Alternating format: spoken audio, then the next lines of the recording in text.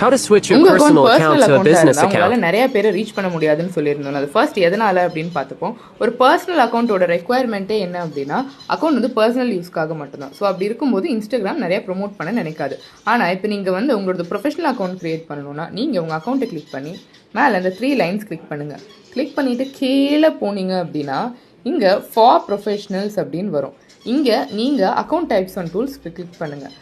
Account types and tool click பண்ணிட்டீங்கன்னா ஸ்விட்ச் to professional account அப்படின்னு ஒன்று வரும். இதில் பார்த்தீங்கன்னா உங்களால் நிறையா ஃபாலோவர்ஸ்க்கு ரீச் பண்ண முடியும்.